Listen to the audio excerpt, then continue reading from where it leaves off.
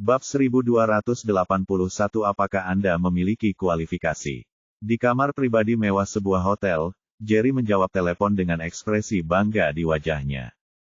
Tuan Jerry, masalahnya sudah diselesaikan. Anak itu telah ditangkap dan dibawa ke kantor polisi.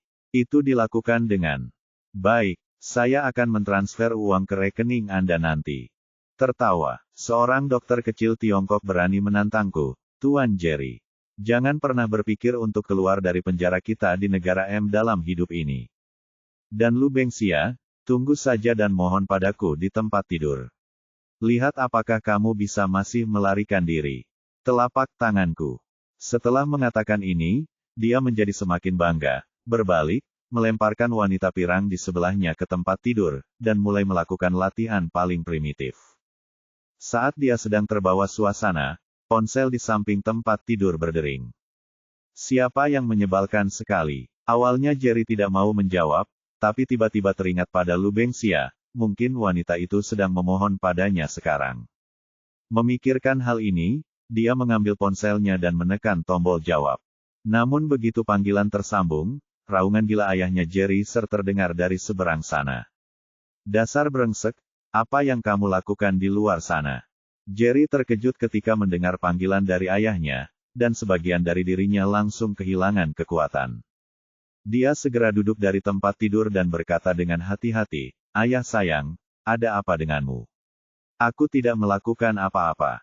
"Brengsek, kamu telah menipu seluruh keluarga." Jerry tua menjadi gila untuk mencekik anak haram ini sampai mati. Baru saja, keluarga Jerry mengalami musibah. Pertama, saham keluarga mereka sepenuhnya diwariskan dan anjlok. Kemudian mitra yang telah bekerja sama selama bertahun-tahun tiba-tiba memutuskan kerja sama dengan keluarganya. Bank meminta pinjaman, pemasok menghentikan pasokan, dan pembeli memutuskan kontrak.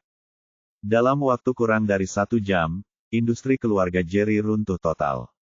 Semua perubahan mendadak ini benar-benar membingungkan Jerry tua. Dia kemudian menggunakan banyak koneksi untuk mengetahui situasi spesifiknya. Ternyata putranya yang tidak kompetenlah yang memprovokasi masalah besar dan membuat marah keluarga Lawrence. "Kamu bajingan, kamu masih bilang tidak." Jerry tua meraung dengan marah, "Apakah dokter bernama Ye yang kamu minta untuk ditangani? Sekarang tidak apa-apa, kita sudah selesai sepenuhnya, aset keluarga telah disita, dan rekening bank karena dibekukan, kita sudah sepenuhnya. Bab ini belum selesai, silakan balik halaman." Menjadi orang miskin. "Ayah, ini tidak mungkin, anak itu hanya seorang dokter kecil, bagaimana dia bisa memiliki energi yang begitu besar?" Jerry juga benar-benar bingung, ia tidak pernah menyangka rencananya tidak akan membawa manfaat apapun, malah justru membawa petaka bagi keluarga. Saat itu, terdengar suara berisik dari seberang telepon, "Apakah Anda Old Jerry? Ikutlah dengan saya. Ada dugaan kasus penggelapan pajak yang memerlukan kerja sama Anda dalam penyelidikannya." Kemudian telepon ditutup, dan terdengar bunyi bip sibuk. Sudah berakhir. Sepertinya semuanya benar. Ayahku sebenarnya dibawa pergi. Wanita di sebelahnya mendengarkan telepon dengan tenang. Dia segera berbalik melawannya ketika dia mengetahui bahwa keluarganya bangkrut. "Bayar uangku dulu." Jerry biasanya tidak menggunakan uang tunai. Dia mengeluarkan ponselnya dan bersiap untuk mentransfer uang, tetapi menemukan bahwa rekening banknya tidak dapat dipindahkan sama sekali dan telah dibekukan sepenuhnya. "Brengsek, apa kamu ingin berhubungan seks tanpa bayaran?" Wanita itu berkata tanpa sopan santun, dia meraih medali emas di pergelangan tangannya dan pergi. Rolex edisi terbatas itu bernilai setidaknya ratusan juta dolar, tetapi sekarang Jerry tidak mempedulikannya sama sekali. Dia dengan panik menelepon anggota penting keluarganya. Namun segera dia mengetahui bahwa setelah melakukan beberapa panggilan telepon, semua orang yang berkuasa di keluarga telah dikendalikan. Dia membuat panggilan panik lagi, bersiap untuk menggunakan koneksi keluarganya untuk menekan masalah ini, tetapi menemukan bahwa panggilan dari orang-orang besar yang biasanya memiliki hubungan diam-diam dengannya tidak dapat dihubungi sama sekali, dan bahkan orang-orang kecil pun mulai tidak menjawab panggilannya. Seperti yang Ye Bufan katakan, semua orang tahu bahwa keluarga Jerry telah hancur total, semua properti telah disita, dan tidak ada yang bisa mendapatkan keuntungan apapun lagi. Jerry benar-benar tercengang. Setelah tertegun sejenak, dia menghubungi nomor Lu Bengxia lagi. Bengxia, aku salah. Aku bukan manusia. Tolong, biarkan pacarmu membiarkan keluargaku hidup. Lu Bengxia sedang sibuk bekerja di Angel Pharmaceuticals. Ketika dia menerima telepon, dia tidak tahu apa yang sedang terjadi. Jerry, apa yang kamu bicarakan? Itu salahku. Aku seharusnya tidak membiarkan orang berurusan dengan pacarmu. Jerry meminta maaf terlebih dahulu, dan kemudian menceritakan kisahnya dengan tidak jelas. Untungnya, Lu Bengxia akhirnya mengerti. Kamu bajingan. Kamu benar-benar menyerang pacarku, dan sekarang kamu telah gagal dan datang kepadaku untuk memohon belas kasihan. Masih bisakah kamu meminta? Bab ini belum selesai, tolong balik halamannya. Untuk menunjukkan wajahmu. Bukan ibu suci, bahkan dalam situasi seperti ini. Tanpa sopan sama sekali, dia langsung memblokir nomor telepon Jerry. Sudah berakhir sekarang. Pada saat ini, Jerry merasakan bagaimana rasanya pergi dari surga ke neraka. Beberapa jam yang lalu, dia adalah seorang pemuda yang bermartabat, dan sekarang dia menjadi tidak punya uang pria. Jika dia diberi kesempatan lagi untuk kembali, dia tidak akan memprovokasi Ye Bufan apapun yang terjadi. Sayangnya, tidak ada obat penyesalan di dunia ini, dan sudah terlambat untuk menyesal sekarang. Di kantor polisi, Fei Li menerima tanggapan dari bawahannya dan berkata kepada Ye Bufan, Tuan Ye, sesuai instruksi Anda, keluarga Jerry telah benar-benar runtuh. Apakah menurut Anda kita bisa pergi? Petik 2. Ayo pergi. Mencapai tujuannya, dia secara alami tidak mau tinggal di sini dan meninggalkan stasiun keamanan di bawah pengawalan Heinze dan lainnya. Begitu dia sampai di pintu, dia melihat sesosok tubuh berlari dengan tergesa-gesa, lalu jatuh berlutut sambil terjatuh. Tuan Ye, saya salah. Tolong biarkan keluarga saya pergi terlepas dari kesalahan penjahatnya. Orang yang datang tidak lain adalah Jerry dalam keputusasaan, dia hanya bisa memilih untuk menundukkan kepalanya. Seperti yang dia bayangkan sebelumnya, dia berlutut dan memohon belas kasihan, tapi sayangnya ada pembalikan peran yang besar. Sekarang bukan Lu Bengxia yang memohon belas kasihan, tapi dirinya sendiri. Ye Bufan memandangnya dan tersenyum bercanda, oh, bukankah ini Tuan Muda Jerry? Apa yang kamu lakukan? Lututmu gatal, kan? Tuan Ye, ini salahku. Selama kamu bersedia biarkan aku pergi, aku akan melakukannya jika kamu bersedia menjadi anjingmu, keluarga Jerry kami bersedia menjadi anjingmu. Apakah kamu memiliki kualifikasi untuk menjadi anjingku? Ye Bufan tersenyum dingin, kamu baru saja masuk waktunya, pulanglah ke rumahmu. Ayo kita berkumpul. Sungguh bercanda, bagaimana dia bisa bersimpati pada orang-orang seperti itu? Jika bukan karena saya hari ini, orang lain akan dipukuli sampai mati oleh orang ini, dan akibatnya akan 10.000 kali lebih menyedihkan. Sekarang saya tahu saya telah gagal, saya berbalik dan memohon pengampunan. Apakah kamu mendengar itu? Ikuti instruksi Dr. Ye. Fei Li melambaikan tangannya, dan Marbury segera memanggil 2 orang, langsung memborgol Jerry, dan mengirimnya ke sel di sebelahnya. Ye Bufan dan Fei Li masuk ke dalam mobil dan melaju menuju keluarga Lawrence. Ketika mereka sampai di depan pintu, George sudah menunggu di sini. Bab 1282 Staf Emas. Memasuki aula rumah Lawrence, Fei Li pertama-tama memperkenalkan secara singkat apa yang terjadi, dan kemudian Ye Bufan mulai memberikan akupuntur kepada George. Setelah jarum emas dicabut, George merasa jauh lebih nyaman. Dr. Ye, apakah ada obat radikal untuk penyakit saya? Akan sangat merepotkan jika Anda memberi saya akupuntur setiap hari. Ya, Dr. Ye, apakah ada cara untuk menghilangkan kutukan dalam keluarga kita? Fei Li melakukan hal yang sama. Penuh harapan, dalam situasinya saat ini, meskipun dia cantik, meskipun kondisinya menakutkan, dia hanya bisa hidup sendiri selama sisa hidupnya. Ye Bufan berkata, saya menemukan jalan, tapi ini sedikit merepotkan. Ketika mereka mendengar bahwa ada jalan, George dan putrinya sangat gembira. Dr. Ye, jika Anda punya ide, beritahu saya. Selama keluarga Lawrence kami bisa melakukannya, kami akan melakukan yang terbaik. Jangan tidak sabar untuk mendengarkan. Saya akan berbicara perlahan, kamu masih membutuhkan seseorang untuk mengikat belnya. Cara terbaik untuk menghilangkan kutukan pada keluargamu adalah dengan menemukan Castor atau keturunannya. Tetapi keluarga kami tidak tahu apa yang terjadi atau siapa yang melemparkan kutukan darah ini. Setelah mendengar cara ini, kedua orang itu tampak bingung. Kamu tidak tahu, aku sudah mengetahuinya sekarang.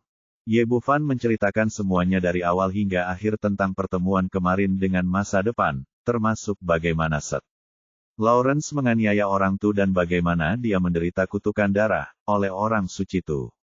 Hal itu juga dijelaskan dengan jelas. Petik 2. Setelah mendengar ini, George dan keduanya membuka mulut karena terkejut. Mereka tidak pernah menyangka bahwa keluarga mereka akan memiliki sejarah rahasia seperti itu. Mereka tahu tentang pembantaian orang Tu saat itu, tetapi mereka tidak pernah menyangka bahwa nenek moyang mereka dikagumi oleh ribuan orang, sebenarnya melakukan hal seperti itu. Petik 2. George tidak bisa menerima berita itu. Jika kutukan darah tidak ada pada dirinya, dia akan mengira itu hanya legenda, sebuah cerita. Setelah sekian lama, dia menenangkan kegembiraannya. Dokter, jika memang demikian, keluarga Lawrence kami bersedia meminta maaf kepada orang Tu dan menebus dosa-dosa mereka. Feili tampak menyesal, kami bersedia melakukan yang terbaik untuk mengganti kerugian orang Tu dan menebus dosa nenek moyang kami. Petik 2. Penebusan itu perlu. Yang terpenting saat ini adalah dua hal. Pertama, temukan tongkat emas suku Tu. Kedua, biarlah orang suci suku Tu saat ini memaafkanmu, sehingga kamu bisa membantu keluarga Lawrence-mu mengangkat kutukan darah. Petik 2. Ye Bufan menceritakan kembali percakapannya dengan masa depan. Bab ini belum selesai, silakan balik halamannya.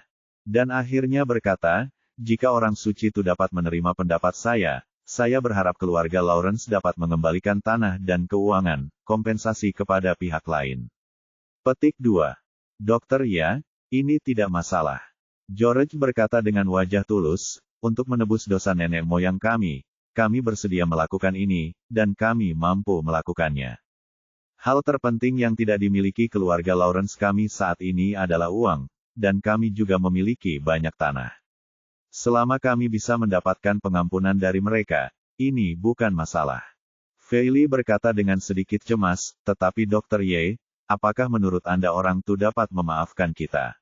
Setelah mendengar perkataan Ye Bufan, bahkan dia merasa bahwa apa yang dilakukan nenek moyangnya saat itu terlalu tercela dan berlebihan, dan kerugian yang ditimbulkannya terhadap orang Tu tidak dapat diukur. Jika itu dia, saya khawatir akan sulit untuk melakukannya, maafkan orang lain. Saya pikir ini mungkin sangat tinggi. Bagaimanapun, orang Tu baik hati, dan anggota suku mereka saat ini menghadapi kesulitan. Jika mereka tidak mendapatkan bantuan, mungkin sulit untuk bertahan. Hidup itu hanya dugaanku sekarang, dan situasi spesifiknya masih belum jelas. Kita harus menunggu hasil di masa depan. George berkata dengan sungguh-sungguh, Dr. Ye masih memiliki masalah besar. Bahkan jika dia bisa mendapatkan pengampunan dari orang Tu, di mana bisakah dia menemukan tongkat emas itu? Benarkah? Kamu tidak tahu metode emasnya? Ye Bufan sedikit terkejut. Biasanya, karena Seth Lawrence mengambil tongkat emas suku Tu, dia akan menyerahkannya kepada keturunannya apapun yang terjadi. Namun berdasarkan pengamatannya, pihak lain tidak berbohong, dan tidak ada kemungkinan berbohong saat ini. Jika tongkat emas tidak dapat ditemukan, tidak ada cara untuk mematahkan kutukan darah. Saya tidak tahu, saya belum pernah mendengar nenek moyang saya membicarakan hal ini. George menggelengkan kepalanya, dan hal-hal penting dari keluarga Lawrence kami dicatat dalam silsilah, dan tongkat emas tidak pernah disebutkan namaku. Ini pertama kalinya aku mendengarnya. Seharusnya tidak begitu. Ye Bufan mengerutkan kening. Biasanya, Seth Lawrence tidak akan memberikan barang sepenting itu kepada orang lain. Dia pasti akan menyimpannya untuknya, dirinya sendiri, dan dia pasti akan menyimpannya untuk dirinya sendiri setelah keturunannya meninggal. Dia berpikir sejenak dan bertanya, di mana Seth Lawrence tinggal ketika dia masih hidup. Di mana barang-barang yang ditinggalkan setelah kematiannya? George menjawab, kastil ini ditinggalkan oleh nenek moyang keluarga Lawrence kami. Selalu begitu, tidak ada perubahan, termasuk saat nenek moyang menjadi panglima. Adapun peninggalan nenek moyang semuanya disimpan di gudang keluarga. Petik 2. Ye Bufan. Bab ini belum selesai, silakan balik halamannya. Berkata, Is apakah mungkin untuk menyembunyikannya? Anda tidak tahu di mana itu di rumah Anda. George menggelengkan kepalanya, saya tidak tahu itu. Baiklah, bawalah saya berkeliling rumah dan lihat apakah saya dapat menemukannya tongkat emas. Cari tahu. Keluarga Lawrence begitu besar sehingga bahkan dengan kesadaran spiritual Ye Bufan saat ini, mereka tidak dapat menutupi seluruh kastil. Oke, ayo kita ganggu Dr. Ye. Meskipun George tidak mengerti apa yang akan dilakukan Ye Bufan, dia saat ini adalah satu-satunya harapan keluarga dan dia hanya harus menuruti kata-katanya. Dr. Ye, saya akan mengantarmu ke sana, kata Feili dan mengajak Ye Bufan mengunjungi kastil keluarga Lawrence. Keduanya berjalan berputar-putar selama setengah jam. Ye Bufan tetap diam dan menggunakan kesadaran spiritualnya untuk mencari di setiap sudut keluarga secara detail. Keluarga Lawrence memang merupakan keluarga besar yang telah berdiri selama ratusan tahun. Ada banyak harta dalam keluarga tersebut, namun tidak ada tongkat emas seperti yang diharapkan. Meski Ye Bufan belum pernah melihat benda ini, ia yakin dengan aura kutukan darah dan aura fluktuasi mana di masa depan, ia pasti bisa menemukannya begitu ia melihatnya, namun nyatanya ia belum menemukannya, petunjuk apapun. Dr. Ye, kenapa kita tidak pergi ke gudang dan melihatnya? Feili benar-benar tidak mengerti apa yang dia lakukan. Dia hanya berjalan berkeliling tanpa memasuki ruangan. Ye Bufan menggelengkan kepalanya, tidak perlu, saya memiliki kemampuan khusus. Begitu saya mendekat, saya bisa merasakan napas orang lain. Sekarang saya dapat memastikan bahwa tongkat emas tidak ada di kastil Anda. Pria itu kembali ke aula lagi, dan George bertanya dengan prihatin, bagaimana kabar Dr. Ye? Apakah Anda punya petunjuk? Tidak. Ye Bufan tiba-tiba merasakan sesuatu di dalam hatinya. Ngomong-ngomong, berdasarkan situasinya saat itu, setelah kehilangan tongkat emas, kelantu orang-orang.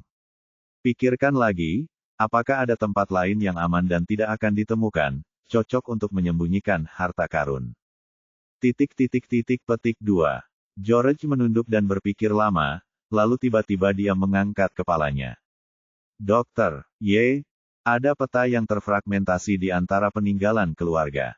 Karena tidak lengkap, tidak ada yang tahu peta macam apa itu, dan tidak ada yang bisa mengerti tempat apa yang tercatat di sana.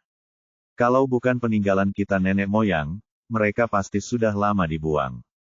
Apakah menurut Anda ada? Peta ini mencatat tempat di mana tongkat emas dikuburkan. Bab 1283 Grand Canyon Kematian. Ye Bufan mengangkat alisnya, itu sangat mungkin. Lihatlah petanya. Jika Lawrence takut orang tua akan mengambil kembali tongkat emas untuk membalasnya, dia tidak berani menaruhnya di rumah, jadi dia menemukan tempat untuk menguburnya, dan kemudian menyimpan petanya sendiri. Ini masih sangat mungkin dan merupakan pendekatan yang sangat cerdas. George juga sangat gembira dengan penemuannya dan berkata dengan penuh semangat, Putri, pergi dan ambil gambar yang tidak lengkap itu. Feili bergegas keluar dari aula dan datang ke gudang keluarga. Dia segera kembali dan mengambil foto itu di tangannya kotak kayu. Ketika dia sampai di depan mereka berdua, dia membuka tutup kotak dan mengeluarkan peta terlipat yang digambar di atas kulit asap. Seluruh peta mirip dengan lingkaran. Setelah dibuka, ada bagian yang hilang, sekitar seperempatnya.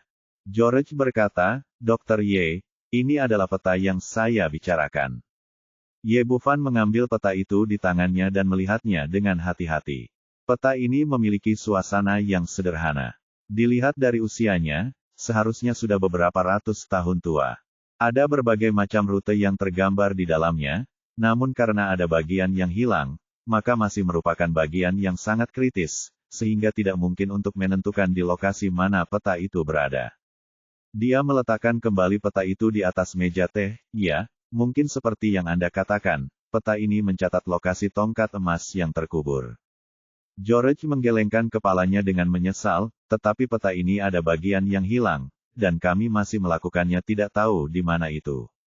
Kami masih belum dapat menemukan tongkat emas itu. Feili berkata, saya seorang leluhur, jadi saya pasti takut seseorang akan mendapatkan peta ini. Jadi saya membaginya menjadi dua bagian-bagian yang diambil seharusnya diserahkan ke tangan seseorang yang sangat dia percayai atau sangat dekat dengannya. George berkata, tetapi setelah ratusan tahun, kami tidak memiliki informasi sama sekali. Jika kami tidak dapat memulihkan gambar ini, kami tidak akan bisa menemukan emasnya. Staff, fotomu ini mungkin ada di tanganku. Ketika Ye Bufan mendapatkan foto ini, dia merasakan bau di foto itu familiar, dan tiba-tiba dia teringat gambar rusak yang dia dibeli di gambar lelang Big Dog Country. Saat itu, saya mengira peta itu adalah benda tua yang mungkin memberikan peluang tak terduga, jadi saya membelinya. Sekarang sepertinya itu adalah bagian dari peta keluarga Lawrence. Dia memasukkan tangannya ke dalam sakunya, dan sambil berpikir, dia mengeluarkan peta yang rusak dari cincin penyimpanan, dan kemudian menyatukannya dengan peta di atas meja. Feili menutup mulutnya karena terkejut, Dr. Ye, mengapa benda ini ada di tangan Anda? Bab ini belum selesai, silakan balik halamannya. Mungkin ini adalah akhir dari penderitaan keluarga Lawrence Anda. Ini benda itu dibawa kepadaku beberapa hari yang lalu. Dibeli di pelelangan. Ye Bufan tersenyum tipis dan menceritakan kisah bagaimana dia mendapatkan peta itu. Alhamdulillah. Saya berharap keluarga Lawrence kami dapat meringankan penderitaan mereka. George tampak bersemangat, Dr. Ye, terima kasih banyak, Anda adalah malaikat yang diutus Tuhan untuk menyelamatkan keluarga kami. Telah selesai, lihatlah di mana ini, lalu kita akan pergi secepat mungkin untuk mendapatkan tongkat emasnya kembali. Karena ini adalah peta yang digambar oleh Seth Lawrence, peta itu seharusnya berada di benua ini. Sebagai perbandingan, George dan putrinya lebih cantik. George mengangguk, lalu dia dan Pili mulai melihat peta dengan cermat. Setelah sekian lama, ekspresi mereka mulai menjadi semakin serius. Ye Bufan bertanya, bagaimana kabarmu? Sudahkah kamu menemukan di mana itu? Lokasinya sudah dikonfirmasi, tapi George menunjukkan ekspresi bermasalah di wajahnya. Lokasi spesifik yang tercatat di peta sebenarnya ada di Grand Ngarai Kematian. Ini agak aneh. Masalah Grand Canyon Kematian, di mana tempat itu? Ye Bufan menginjakkan kaki di benua ini untuk pertama kalinya dan sama sekali tidak terbiasa dengan medan di sini. Itu tempat yang sangat menakutkan. Feili jelas sangat akrab dengan tempat ini dan mulai memperkenalkannya. Ternyata ada sebuah Grand Canyon yang jaraknya 1000 km dari Apple City. Panjangnya sekitar 60 km dan lebarnya 30 km. Sejak penemuannya, tidak ada seorang pun yang memasuki ngarai yang selamat, bahkan beberapa ilmuwan dan tim ekspedisi yang masuk tidak pernah kembali. Setelah upaya yang tak terhitung jumlahnya, tidak ada yang berani masuk ke sini. Tempat ini kemudian dinamai Grand Canyon of Death dan menjadi zona kematian di benua ini yang tidak boleh didekati oleh siapapun. George menambahkan, dalam beberapa tahun terakhir, teknologi menjadi semakin maju. Beberapa orang telah mencoba menggunakan drone untuk memasuki Grand Canyon of Death untuk mengetahui kondisi spesifik di dalamnya. Namun mereka menemukan bahwa begitu drone terbang, hal itu akan terjadi, segera medan magnet akan terganggu dan kontak dengan dunia luar akan hilang, dan tidak akan ada jalan kembali. Setelah mendengarkan perkenalan ayah dan putrinya, Ye Bufan tidak hanya tidak merasa takut, tetapi menjadi bersemangat. Semakin sering hal ini terjadi, semakin besar kemungkinan disinilah tongkat emas dikuburkan. Kita dapat melakukan perjalanan sesuai dengan catatan di peta. George berkata dengan malu-malu, tapi Dr. Ye, Death Canyon ada terlalu berbahaya. Bab ini belum selesai, silakan balik halamannya. Tidak masalah, serahkan saja masalah ini kepada saya. Saya akan memeriksanya. Dengan tingkat kultivasi Ye Bufan saat ini, dia tidak melakukannya peduli sama sekali dengan Grand Canyon of Death. Selain itu, ada juga Istana Raja Naga. Sebaliknya, kartu truf terakhir ini membuatnya penasaran dengan tempat ini. Dr. Ye, terima kasih atas kerja keras Anda. Kami Keluarga Lawrence pasti akan sangat berterima kasih jika pekerjaan ini selesai. Petik 2. Feili berkata, Dr. Ye, saya akan pergi juga. Ye Bufan meliriknya, karena di sana sangat berbahaya, Anda tidak boleh pergi. Saya pergi. Feili berkata dengan tekad, Dr. Ye, ini masalah keluarga Lawrence kami. Kami tidak bisa membiarkan Anda mengambil risiko sendirian, jadi saya ingin pergi bersama Anda. George kemudian berkata, ya, Dr. Ye, saya tidak bisa membiarkan Anda mengambil risiko sendirian, jadi bawalah Feili bersamamu. Baiklah, keluarga kita akan mengirimkan lebih banyak ahli, sehingga harapan kesuksesan akan lebih besar. Ye Bufan ragu-ragu, lagi pula, ini adalah harta keluarga berhasil, mungkin ada sesuatu yang ingin dikatakan. Memikirkan hal ini, dia tidak menolak lagi, ya. Penjelajahan dan perburuan harta karun lebih penting daripada terlalu banyak orang. Jangan membawa terlalu banyak orang. Terima kasih, Dr. Ye, saya akan mengaturnya. Dirinya sendiri kamu dapat berpartisipasi. Feili tiba-tiba tersenyum. Ye Bufan berkata, kalau begitu, Anda membuat persiapan dulu. Saya akan pergi ke masa depan untuk melihat apakah dia mendapatkan hasil. George berkata, Dr. Ye, mengapa saya tidak pergi bersama Anda? Saya ingin menghadapi orang Tu secara langsung. Keturunan menyampaikan permintaan maaf keluarga kami. Ye Bufan menggelengkan kepalanya, sekarang bukan waktunya. Orang Tu selalu menganggap keluarga Lawrence Anda sebagai musuh. Anda hanya dapat mengintensifkan konflik sekarang, jadi Anda harus menunggu sampai kami telah menyelesaikan masalah ini. George mengangguk dan berkata, oke. Kami memiliki Dr. Lao Ye. Dia sekarang sangat kagum dan berterima kasih kepada Ye Bufan. Malaikat inilah yang diutus oleh Tuhan untuk menyelamatkan keluarganya. Ye Bufan meninggalkan keluarga Lawrence dan berkendara menuju halaman kecil tempat dia akan tinggal di masa depan. Sebagai seorang pejuang tingkat suci bela diri, keenam inderanya jauh lebih unggul daripada orang biasa. Ketika dia masih agak jauh dari rumah masa depannya, dia mendengar suara pertempuran datang dari kejauhan. Dia mengerutkan kening, sepertinya sesuatu terjadi di masa depan. Memikirkan hal ini, dia tiba-tiba menginjak pedal gas, dan kendaraan off-road itu meraung dan melesat ke depan seperti anak panah yang lepas dari tali. Bab 1284, tertangkap di masa depan. Di halaman kecil, lengan Fucher dicekik oleh seorang pria kulit putih bertubuh besar, dan pada saat yang sama, belati dengan cahaya dingin menempel di lehernya. Di seberangnya berdiri seorang pria muda berusia 30-an. Meski mengenakan pakaian desainer dari ujung kepala sampai ujung kaki, dia tetap tidak bisa menyembunyikan ekspresi vulgarnya. Hahaha gadis kecil, meski aku tahu kamu mampu, kamu tetap tidak bisa lepas dari genggamanku. Sebagai seorang penyihir, kamu masih harus punya waktu untuk bersiap, mampu menolak sama sekali. Kosong, kamu orang tercela, kamu berani berkomplot melawan orang suci kami, biarkan dia pergi secepatnya. Di sekitar halaman, Wood dan yang lainnya memegang senjata di tangan mereka, menunjuk langsung ke pemuda itu dan selusin orang kulit hitam orang di belakangnya. Sangat disayangkan meskipun mereka marah, mereka tidak berani mengambil tindakan apapun, lagi pula orang suci ada di tangan mereka. Wood, sialan, kaulah yang mengalahkanku terakhir kali. Hari ini aku ingin menyelesaikan masalah denganmu sepenuhnya. Blanc melirik orang-orang di sekitarnya dengan ekspresi jijik, kalau tidak aku akan membiarkan seseorang menggaruk wajah gadis kecil ini. Meski Fucher disandera, dia tidak terlihat terlalu panik. Wood, jangan dengarkan orang ini. Dia tahu betul situasi saat ini. Begitu dia menyerah, dia tidak punya pilihan selain dibantai. Ada bekas perjuangan di wajah Wood, dan sekarang dia tidak tahu harus memilih apa. Oh, kamu cukup tangguh, bukan? Blanc tersenyum licik, lalu berteriak kepada pria kulit putih bertubuh besar itu, kan, berikan darah pada gadis kecil ini, tapi jangan gerakkan wajahmu.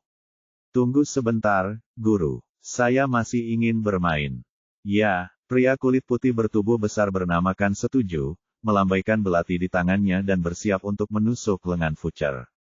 Tunggu sebentar, Wood melemparkan pistol di tangannya ke tanah, dan dia akhirnya memilih untuk menyerah. Sebagai seorang pejuang suku Tu, jika pisau itu ditusukkan ke tubuhnya, dia bahkan tidak akan mengerutkan keningnya. Tapi sekarang masa depan ada di tangan lawan, dia tidak bisa membiarkan orang suci itu terluka sedikitpun apapun yang terjadi. Menurutnya, alasan mengapa orang suci itu diserang oleh lawannya adalah karena dia gagal melindunginya, dan dia diliputi rasa bersalah dan menyalahkan diri sendiri. Itu benar, Blanc tersenyum bangga, dan orang-orang di belakangmu, mereka semua dengan patuh melemparkan senjatanya kepadaku. Wood berbalik dan melambaikan tangannya, saudara-saudara, buang semua senjatamu. Orang itu melemparkan senjatanya ke tanah tanpa ragu-ragu. Ya, kalian cukup setia. Blanc berjalan mendekat dengan senyum sinis di wajahnya. Tiba-tiba ekspresinya berubah dan dia meninju wajah Wood dengan pukulan yang sangat keras. Pukulan itu begitu berat dan kejam sehingga Wood terbang sejauh 7 atau 8 meter, dan darah muncrat dari hidung dan mulutnya. Brengsek, aku ingin bermain dengan gadis kecil ini terakhir kali. Kamu berani menyerangku. Aku harus membunuhmu hari ini. Setelah Blanco selesai berbicara, dia berjalan menuju Wood lagi. Mata Wood penuh amarah, tetapi orang suci itu ada di tangan lawannya, dan dia tidak berani melawan sama sekali. Kosong, bajingan, hentikan. Masa depan meraung dengan marah. Gadis kecil, jangan khawatir. Aku akan bermain denganmu lagi nanti. Blanc menunjukkan ekspresi gila, menjulurkan lidahnya dan menjilat bibirnya. Sudah lama sekali aku tidak bermain dengan gadis kecil lugu sepertimu. Petik 2. Wood meraung dengan marah, sialan, jika kamu berani menyentuh orang suci itu, aku tidak akan membiarkanmu pergi bahkan jika kamu menjadi hantu. Benarkah kemampuannya? Setelah Blanc mengatakan itu, dia mengulurkan tangannya, dan seorang pengawal segera menyerahkan tongkat baseball kepadanya. Nak, kamu hanyalah seorang budak, dan kamu masih berani membentakku. Coba aku lihat berapa lama kamu bisa mengatasinya. Ngomong-ngomong, jangan bersembunyi. Jika kamu melakukannya, gadis kecil itu akan menderita. Setelah melontarkan ancaman tercela, Blanc tampak garang dan mengayunkan tongkat baseball di tangannya lalu memukul lengan Wood dengan keras. Di masa depan, dia ingin berjuang dan berhenti, tetapi kan menahannya dengan erat. Dia tidak bisa menggunakan kekuatan apapun. Dia bahkan tidak bisa bunuh diri. Terdengar bunyi klik, diikuti dengan suara retakan tulang yang membuat orang merasa sedih. Ayolah, lengan Wood ditinju dua oleh Blanc. Tapi dia sangat tangguh. Meski lengannya patah, dia bahkan tidak mengerutkan kening. Dan dia tidak mengeluarkan suara apapun, seolah-olah pemukulan itu terjadi salah. Lengannya rata-rata. Oh, kamu anjing yang tangguh. Mari kita lihat berapa lama kamu bisa bertahan. Petik 2. Blanc tidak punya niat untuk berhenti. Dia mengangkat tongkat baseball di tangannya lagi dan mematahkan lengan lainnya dengan sekali klik, lalu kaki kiri dan kaki kanan. Wood, lari cepat dan tinggalkan aku sendiri. Petik 2. Mata masa depan yang tertekan memerah dengan air mata mengalir di wajahnya, tapi dia begitu terkendali sehingga dia bahkan tidak bisa berbuat apa-apa. Dia ingin menggunakan sihir untuk membunuh orang-orang di depannya, tapi kan sangat berpengalaman dalam menangani dengan praktisi mantra. Dia disela segera setelah dia memulai, dan dia tidak dapat menggunakan mantra secara lengkap. Apakah saya harus melakukannya sendiri? Bunuh semua orang itu. Blanc tidak puas dengan status quo. Dengan lambaian tangannya, para pengawal di belakangnya segera bergegas menuju penduduk asli lainnya. Seperti Wood, orang-orang ini memiliki kesetiaan yang tak ada habisnya kepada orang suci dan tidak takut mati. Dipukuli dengan parah dia terluka, tapi dia tidak melawan sama sekali. Berhenti, bajingan, cepat hentikan. Melihat bangsanya disakiti oleh orang lain, tapi dia tidak bisa berbuat apa-apa, mata Fucer penuh dengan keputusasaan. Tapi saat ini, kata-kata pria itu muncul di benaknya. Sebagai orang suci, kamu lebih penting.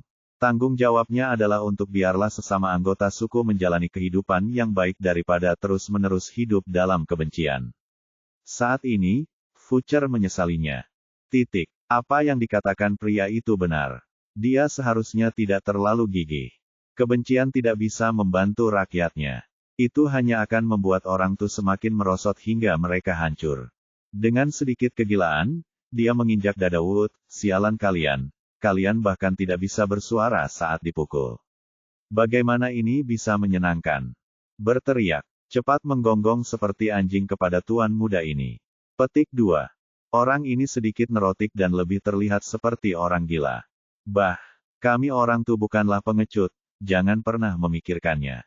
Meskipun anggota tubuh Wood terpotong, dia tidak punya niat untuk menyerah. Seteguk darah menyembur ke wajah Blank.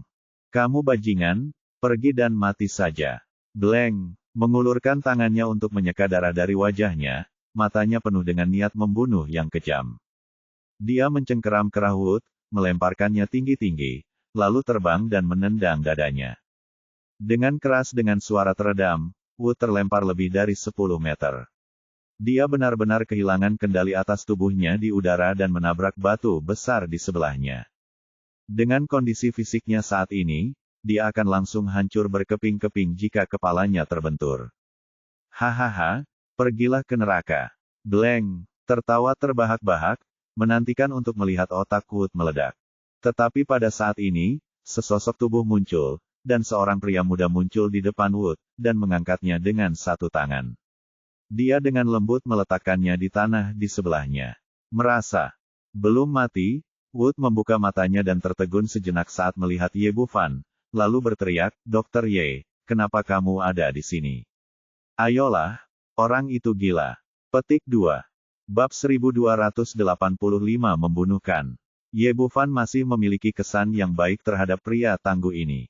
Dia tersenyum tipis dan berkata, jangan khawatir, tidak apa-apa. Yang terbaik yang bisa saya lakukan adalah mengalahkan anjing gila. Blank tidak mendapatkan efeknya diharapkan, dan sangat kesal di dalam hatinya, dengan tatapan tajam di matanya. Dia menatapnya dan berkata, Nak, siapa kamu? Orang Tionghoa dan orang Tu di negara M memiliki penampilan yang agak mirip, jadi dia tidak yakin siapa orang di depannya. Ye Bufan memiliki ekspresi bercanda di wajahnya, izinkan saya memperkenalkan diri. Nama saya Ye Bufan. Saya berprofesi sebagai dokter dan saya suka melawan anjing gila di waktu luang saya. Ekspresi kegilaan lain melintas di wajah Blank, dia melambaikan tangannya kepada pengawal di belakangnya dan berkata, hancurkan anggota tubuh orang ini. Saya ingin dia menikmati hidup yang lebih buruk daripada kematian. Petik 2. Jelas bagaimana Ye Bufan tiba sekarang, dan bahkan tidak melihat keahliannya, jadi dia tidak menganggap serius pria Tionghoa kurus ini sama sekali. Setelah menerima perintah tuannya, orang-orang ini menyerbu ke depan, takut tindakan mereka akan lambat dan orang lain akan mengambil pujian. Seorang pria kulit hitam bertubuh besar adalah yang tercepat, bergegas ke depan, mengayunkan tinjunya sebesar kaserole, dan menghantam wajah Ye Bufan. Mencari kematian, Ye Bufan meninju dan bertabrakan dengan tinju pria kulit hitam itu. Terdengar bunyi klik dan tinju lawan hancur berkeping-keping. Kemudian dengan sebuah tendangan, pria kulit hitam besar itu terbang puluhan meter seperti bola meriam. Dia jatuh ke tanah tanpa suara dan tidak tahu apakah dia masih hidup atau sudah mati. Yang lain tercengang dengan pemandangan yang tiba-tiba ini. Tidak ada yang menyangka bahwa Huaxia yang kurus ini bisa memiliki kekuatan bertarung yang begitu kuat. Sebelum mereka bisa pulih, tinju Ye Bufan telah tiba. Dalam sekejap mata, orang-orang ini ditepis seperti lalat dan jatuh ke tanah sambil meratap. Blank memegang tongkat baseball di tangannya. Dia awalnya ingin menunggu anak buahnya melumpuhkan pria China ini, dan kemudian dia bisa melampiaskan rasa frustrasinya. Namun dalam sekejap mata, semua anak buahnya terjatuh, meninggalkan dia sendirian berdiri di sana. Masyarakat adat di sekitarnya juga kaget. Mereka pernah menculik Ye Bufan sebelumnya. Awalnya mereka mengira dia hanyalah seorang dokter biasa, namun mereka tidak pernah membayangkan kalau dia memiliki keterampilan yang begitu kuat. Kamu, jangan datang, atau aku akan menyuruh seseorang membunuh gadis kecil itu. Sekarang, kilatan kepanikan muncul di mata Blank, dan dia tanpa sadar mundur beberapa langkah, mencoba mengancam gadis itu, pihak lain dengan bantuan sandera. Sebagai seorang pria dewasa, kamu sebenarnya menyandera seorang gadis kecil. Apalagi manusia, Kamu bahkan tidak layak menjadi anjing gila. Begitu Ye Bufan selesai berbicara, dia mendatangi Blanc dan menamparnya wajah dengan mulutnya. Blanc tidak sempat bereaksi sebelum dia ditampar dan separuh giginya tanggal. Wah, beraninya kamu memukulku. Dia menyadari bahwa orang Cina di depannya ada hubungannya dengan masa depan, berbalik dan berteriak dengan kejam pada Kan, potong tangan gadis kecil itu. Sandera di tangannya sudah cukup untuk mengancam pihak lain, selama dia lebih kejam, orang Tionghoa ini mungkin seperti Wood dan lainnya, dengan patuh membiarkan dia menanganinya. Ya, Kan setuju, ekspresi galak muncul di wajahnya, lalu belati di tangannya bersinar dengan cahaya dingin, dan dia hendak memotong lengan kiri Fucher. Tidak, melihat adegan ini, Wood dan yang lainnya tidak bisa menahan diri untuk tidak berseru. Namun Kan tidak ragu-ragu sama sekali. Belati itu, dengan cahaya dinginnya yang menyilaukan, hendak menyerang lengan Fucher, tapi tiba-tiba berhenti. Semua orang melihat dengan seksama dan melihat Ye Bufan, yang awalnya berjarak lebih dari 10 meter, tiba-tiba muncul di depan Kan di beberapa titik, memegang erat pergelangan tangan lawan dengan tangan yang besar. Semua orang tercengang sekarang. Mereka tidak tahu bagaimana dia melakukannya. Biasanya, tidak peduli seberapa cepat seseorang, dia tidak bisa secepat ini. Orang yang paling terkejut adalah Kan sendiri. Dia adalah seorang master di tahap awal level surga, tetapi pergelangan tangan yang dipegang lawan saat ini tidak bisa bergerak sama sekali. Sebagai pria dewasa dan pejuang, kamu sebenarnya menyerang seorang gadis kecil. Orang sepertimu tidak pantas hidup di dunia ini. Suara dingin Ye Bufan penuh dengan niat membunuh. Apakah dia menghancurkannya dengan keras dan belati itu jatuh ke tanah dengan bunyi dentang. Ah! Kan menjerit. Saat dia hendak melancarkan serangan putus asa, dia merasakan kekuatan yang kuat datang dari dadanya. Segera setelah itu, seluruh orang itu terbang mundur, dan darah muncrat dengan bebas di udara, bercampur dengan potongan organ dalam. Karena Ye Bufan memiliki niat membunuh, dia tidak memiliki kesempatan untuk bertahan hidup. Pukulan ini secara langsung menghancurkan seluruh organ dalamnya. Ini, semua orang benar-benar terkejut, dan yang paling terkejut adalah Blanc. Kan adalah penguasa keluarga, pembangkit tenaga listrik tingkat surga, dan dia dipukuli sampai mati oleh pihak lain hanya dalam satu pertemuan. Yang terpenting adalah pihak lain juga menyanderanya, menyebabkan dia kehilangan kartu truf terakhirnya. Setelah berurusan dengan Kan, Ye Bufan menepuk bahu masa depan. Bagaimana? Apakah kamu baik-baik saja? Aku baik-baik saja. Masa depan hanya mengetahui bahwa Ye Bufan adalah peri medis dari Tiongkok, tetapi dia tidak menyangka bahwa pihak lain masih merupakan master yang sangat kuat. Selama tidak apa-apa, aku akan menangani orang itu dulu. Setelah Ye Bufan selesai berbicara, dia berjalan menuju Blanc. Apa yang kamu lakukan? Jangan datang. Blanc dikenal sebagai orang gila di seluruh Apple City, tapi prasyaratnya adalah dia bisa memiliki keunggulan absolut dan mengendalikan nasib lawan. Menjadi gila. Saat ini, dia telah menjadi anjing yang tenggelam, bagaimana dia bisa menjadi gila? Saat dia berbicara, dia berjalan mundur, tanpa sengaja tersandung salah satu anak buahnya, dan jatuh ke tanah telentang. Sejujurnya, orang mesum sepertimu tidak pantas hidup di dunia ini. Sebelum mengambil tindakan, Ye Bufan pada dasarnya telah memahami situasinya, niat membunuh muncul di matanya, dan dia menginjak dadanya. Kamu tidak bisa membunuhku, kamu benar-benar tidak bisa membunuhku. Untuk pertama kalinya, Blanc merasa dia hampir mati. Dia sangat ketakutan sehingga dia tidak bisa berbicara dengan tidak jelas. Satu-satunya anggota keluarga Blanc.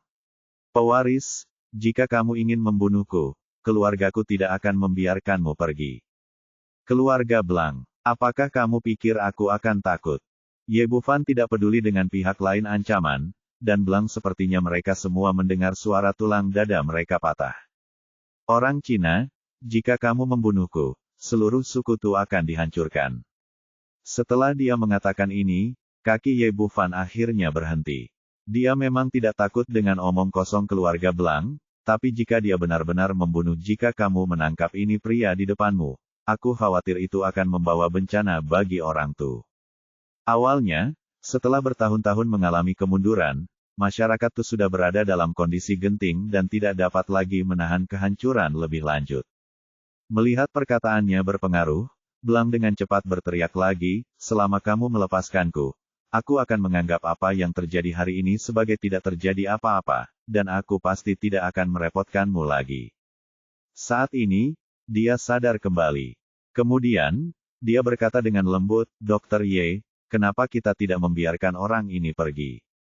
Bab 1286 3 kondisi. Dari lubuk hatinya, Fucher sudah membenci pria di depannya dan ingin mencincangnya. Tapi dia tahu bahwa apa yang dikatakannya itu benar. Begitu dia membunuh Blanc, suku Tu akan mendapat balas dendam gila dari keluarga Blanc. Demi kelangsungan hidup suku, saya hanya bisa menekan kebencian di hati saya untuk sementara. Ye Bufan tahu betul bahwa jika dia membiarkan orang ini pergi, dia pasti akan kembali menimbulkan masalah di masa depan, tapi tidak ada yang bisa dia lakukan terhadap situasi saat ini. Kami hanya bisa berharap menemukan tongkat emas dan menjadikan suku Tu benar-benar kuat. Oke, keluar dari sini. Dia menggerakkan jari kakinya dan menendang Blanc pergi. Orang ini bangkit dari tanah, tidak lagi mempedulikan hal lain, dan melarikan diri karena malu dengan anak buahnya. Dr. Ye, terima kasih atas bantuan Anda. Setelah mengalami kejadian hari ini, Fucher terkejut, takut, dan benci. Orang Tu lainnya melakukan hal yang sama. Mereka bangkit dari tanah dan berterima kasih kepada Ye Bufan. Hanya Wood yang terluka parah sehingga dia terbaring di tanah tidak bisa bergerak kecuali dengan tatapan bersyukur. Oke, ini bukan apa-apa. Biar kutunjukkan lukanya dulu. Setelah Ye Bufan selesai berbicara, dia berjalan ke arah Wood dan memeriksa kakinya terlebih dahulu. Saya harus mengatakan bahwa Blanco benar-benar kejam dengan paksa. Jika itu adalah ahli bedah lain, dia mungkin tidak punya pilihan lain selain mengamputasi kakinya. Dia pertama-tama mengeluarkan pil kelahiran kembali dan memberikannya kepada Wood, lalu menggunakan Keoski untuk menyatukan tulang yang patah sedikit demi sedikit. Setelah menyambungkan kembali kedua kakinya, ia menyambungkan kembali kedua lengannya yang patah. Ini, Dr. Ye, keterampilan medismu luar biasa. Wajah Wood penuh dengan keterkejutan. Anggota tubuhnya yang patah tadi sangat kesakitan, dan dia membawanya dengan kemauan yang kuat. Tapi sekarang setelah disambungkan kembali, saya tidak merasakan apapun yang aneh kecuali rasa mati rasa dan gatal. Oke, kamu bisa berdiri dan mencoba sekarang. Keoski milik Ye Bufan telah menembus tahap tengah Martial Saint, dan keterampilan medisnya jauh lebih kuat dari sebelumnya. Bisakah aku benar-benar berdiri? Belum lama ini, Wood benar-benar putus asa. Dia berpikir bahwa dia tidak berguna dalam hidup ini, tetapi dia tidak menyangka bahwa dia akan memiliki kesempatan untuk berdiri lagi dalam waktu sesingkat itu. Saya meletakkan tangan saya di tanah dan menemukan bahwa tidak hanya tidak sakit tetapi saya dapat menggunakan kekuatan saya, jadi saya perlahan berdiri. Semua orang tercengang. Mereka tidak menyangka keterampilan medis yang begitu ajaib ada di dunia ini. Masa depan juga dipenuhi dengan kekaguman. Keterampilan medis yang ajaib seperti itu hanya dapat memberikan efek seperti itu jika itu adalah teknik penyembuhan tingkat suci yang dicatat dalam upacara akbar kebangsaan Tu. Oke, berhati-hatilah untuk tidak melakukan apapun kepada orang lain dalam 3 hari, dan kamu akan baik-baik saja setelah 3 hari. Yang disebut, trauma 100 hari, berarti bagi dokter biasa, hal itu tidak ada untuk Ye Bufan. Kemudian dia mulai mengobati luka orang Tu lainnya, dan dalam waktu singkat semua yang terluka sembuh. Terima kasih, Dr. Ye. Di bawah kepemimpinan masa depan, semua orang membungkuk dalam-dalam kepada Ye Bufan. Pantas saja orang-orang ini heboh. Setelah bertahun-tahun, kekuatan lain hanya menindas dan menjara orang Tu. Sama-sama, Ye Bufan melambaikan tangannya dengan santai, lalu melihat ke masa depan, bolehkah saya berbicara dengan Anda? Petik 2. Oke, ada yang ingin saya katakan kepada Dr. Ye. Masa depan melihat banyak hal dengan jelas. Jika Ye Bufan tidak tiba tepat waktu, suku Tu mereka mungkin akan hancur hari ini. Jadi dia sekarang memutuskan untuk melepaskan kebenciannya sebelumnya dan berdamai dengan keluarga Lawrence. Setelah memasuki pintu, mereka berdua duduk. Sebelum Ye Bufan dapat berbicara, Future memimpin dan berkata, Dr. Ye, sekarang saya tahu apa yang Anda katakan itu benar. Menahan kebencian hanya akan menjadikan kita Tu dan Lawrence keluarga menderita. Tidak ada gunanya bagi siapapun. Demi rakyatku, aku bersedia melepaskan kebencianku sebelumnya. Ye Bufan mengangguk, ini yang terbaik keluarga Lawrence tidak ada hubungannya dengan yang lain. Hubungan. Masa depan berkata, tetapi saya memiliki syarat untuk pembicaraan damai dengan keluarga Lawrence. Katakan, apa syarat Anda? Dari suku Tu. Tidak ada tongkat emas untuk menyediakan mana, suku Tu kita tidak bisa makmur, kita juga tidak bisa mematahkan kutukan darah yang ditinggalkan oleh orang suci. Ye Bufan tidak terburu-buru menceritakan tentang tongkat emas, apalagi. Kedua, agar suku bisa menjalani kehidupan yang baik. Untuk hidup, mereka harus memberi kami kompensasi 10 miliar dolar AS. Ketiga, kami orang Tu telah bertani selama beberapa generasi dan tidak pandai dalam bidang lain industri, jadi kami membutuhkan lahan yang cukup bagi kami untuk bertahan hidup. Kata Ye Bufan, saya pikir keluarga Lawrence akan menyetujui persyaratan ini. Apakah ada yang lain? Tidak, kami orang Tu tidak serakah karena kita menyetujui ketiga syarat ini. Saya akan bersedia berdamai dengan mereka dan membantu keluarga Lawrence menyelesaikan pertumpahan darah. Kutukan. Kalau begitu, ayo pergi dan bicara dengan mereka sekarang. Suku Tu dan keluarga Lawrence hanyalah perantara dan tidak bisa mengambil keputusan untuk kedua belah pihak. Setelah mengatur Wood dan yang lainnya, dia membawa Future ke dalam mobil dan melaju menuju keluarga Lawrence. Apa yang terjadi dengan Blanc hari ini?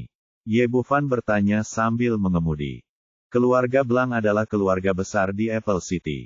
Orang itu adalah anak nakal yang melakukan segala jenis kejahatan, dan dia juga mesum.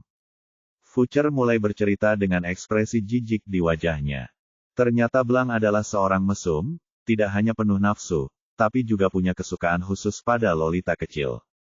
Beberapa waktu yang lalu, saya melihat masa depan secara kebetulan, dan saya hendak merampok seseorang, namun Wood dan yang lainnya memberi saya pelajaran yang berat. Hari ini orang ini membawa pembangkit tenaga listrik tingkat surga kan dan mengadopsi strategi serangan diam-diam. Meskipun dia memiliki kekuatan seorang ahli sihir di masa depan, kan mengadopsi strategi serangan diam-diam dan tidak punya waktu untuk bereaksi. Dia ditangkap oleh lawan dan menjadi sandera. Berbicara tentang ini, dia berkata dengan emosi, pembudidaya mantra akan memiliki keuntungan melawan prajurit jika mereka bersiap dengan baik, tetapi jika kita menyerang secara tiba-tiba, kita akan sangat menderita. Tidak peduli apa, selalu membutuhkan waktu untuk mengaktifkan mantranya. Ini untukmu. Ye Bufan mengulurkan tangan dan mengeluarkan jepit rambut jambul dari sakunya dan menyerahkannya ke masa depan. Ini adalah tongkat berkepala naga yang dia dapatkan di lelang negara anjing besar terakhir kali. Dia kemudian memadatkannya menjadi jepit rambut jambul. Awalnya dimaksudkan untuk diberikan kepada Christina, tetapi sekarang suku Tu berada dalam kesulitan besar, senjata itu diberikan begitu saja ke masa depan. Bagaimanapun, senjata spiritual tingkat tinggi semacam ini tidak berarti apa-apa baginya. Dia tidak peduli, tapi masa depan terkejut. Dia memegang jepit rambut jambul di tangannya dan berteriak dengan penuh semangat, ini, apakah ini senjata spiritual kelas atas? Masa depan dapat dilihat secara sekilas. Dia memahami kehebatan jepit rambut jambul ini, dan juga mengetahui betapa berharganya senjata spiritual kelas atas. Ye Bufan mengangguk dan berkata dengan santai, aku akan memberikannya padamu. Dengan benda ini, kecepatan perapalan mantra dapat ditingkatkan sebesar 30%, dan kekuatan mantra dapat ditingkatkan sebesar 50%, sehingga kamu tidak akan mudah diserang di masa depan. Bab 1287 mencapai rekonsiliasi. Apa? Begitu dahsyatnya fungsi senjata spiritual ini. Meskipun dia sudah melihat bahwa jepit rambut ini adalah senjata spiritual, Future masih terkejut dengan fungsinya yang kuat. Dia memegang jepit rambut jambul di tangannya dan diam-diam menjalankan formula ajaibnya. Dalam sekejap, bola api seukuran telapak tangan muncul di telapak tangannya. Walaupun ini hanya teknik bola api sederhana, kecepatannya hampir setengah lebih cepat dari biasanya, dan energi yang terkandung dalam bola api tersebut juga jauh lebih besar. Ini sebenarnya benar. Mirai sangat terkejut hingga dia tidak tahu harus berkata apa. Sebagai seorang praktisi, dia secara alami tahu apa artinya meningkatkan kecepatan merapal mantra sebesar 30%. Pada saat kritis, kecepatan ini mampu menyelamatkan nyawa. Misalnya, jika dia diserang oleh Khan terakhir kali, jika dia membawa jepit rambut jambul ini, dia akan memiliki cukup waktu untuk menghadapinya tanpa disandera oleh pihak lain. Setelah menelan untuk menenangkan keterkejutannya, dia mengembalikan jepit rambut jambul itu kepada Ye Bufan. Dr. Ye, hadiah Anda ini terlalu berharga. Saya tidak dapat menerimanya. Sebagai ahli sihir, dia tahu betul nilai senjata spiritual. Tidak berlebihan untuk menggambarkan jepit rambut jambul ini sebagai harta yang tak ternilai harganya. Kubilang aku memberikannya padamu, jadi apalagi yang bisa aku lakukan untuk bersikap sopan? Alasan mengapa Ye Bufan memberikan jepit rambut jambul itu sepenuhnya karena simpati untuk masa depan dan orang-orang Tu, dan dia tidak punya ide lain. Dr. Ye, ini benar-benar tidak mungkin. Hadiah Anda terlalu mahal, saya tidak dapat memilikinya. Meskipun Fucher sangat menyukai hal ini, dia akhirnya memilih untuk menggelengkan kepalanya dan menolak. Melihat ekspresi tekad di wajahnya, Ye Bufan diam-diam menghela nafas di dalam hatinya bahwa orang Tu masih belum bisa mengubah sifat baik hati mereka. Jika Anda adalah seorang kultivator biasa, sebaiknya ambil saja, jadi bagaimana Anda bisa menolak apa yang Anda dapatkan? Baiklah, ayo kita lakukan ini. Aku akan memberimu jepit rambut jambul ini, dan kemudian kamu menyetujui suatu syarat. Dalam keputusasaan, dia tidak punya pilihan selain mencari cara lain untuk mengusir jepit rambut jambul itu.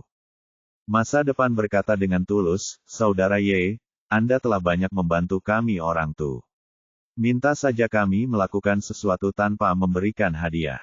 Saya memiliki prinsip saya, dan Anda harus menerimanya. Ye Bufan berkata, saya seorang tradisional praktisi pengobatan Tiongkok.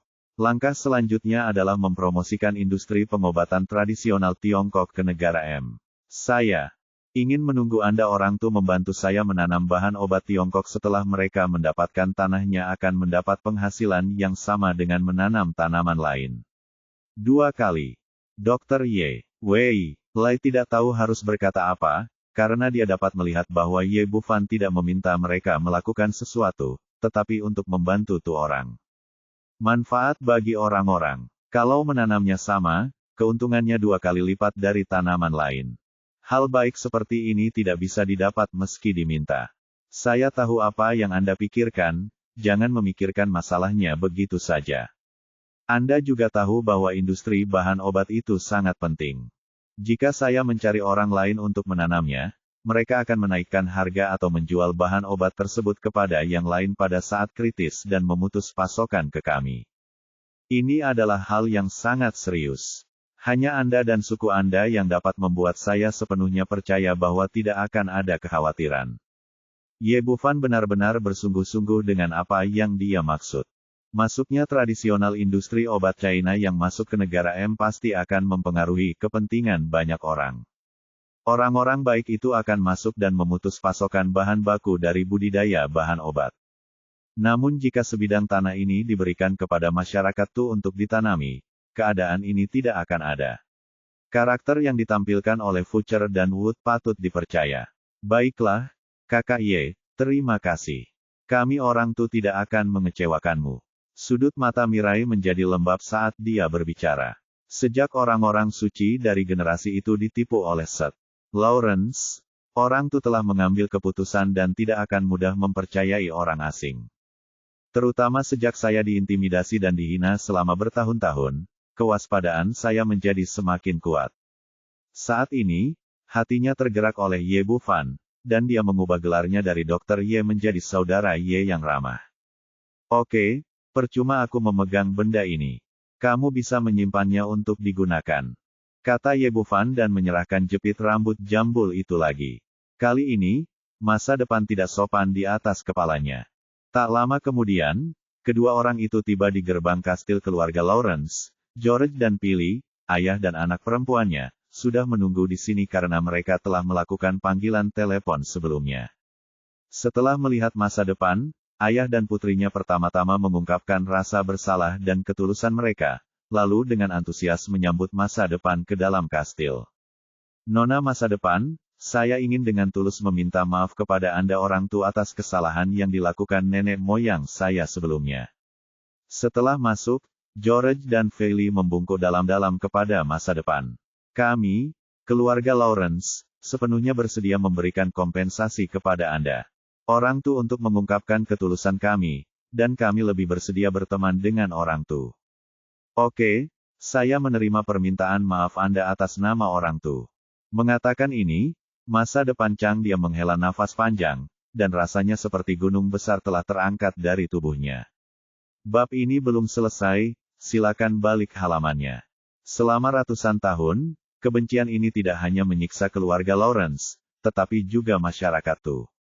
Seperti yang pernah dikatakan oleh orang hebat, ketika Anda membiarkan orang lain pergi, Anda juga melepaskan diri Anda sendiri. Selanjutnya, di bawah kesaksian Ye Bufan, kedua pihak memulai negosiasi rekonsiliasi. George menyetujui 3 permintaan di masa depan tanpa ragu-ragu. Untuk menunjukkan kesungguhannya, ia bahkan secara proaktif menaikkan kompensasi menjadi 15 miliar dolar AS. Selain itu, lahan subur yang luas di luar kota Apple diberikan kepada masyarakat Tu untuk bertani.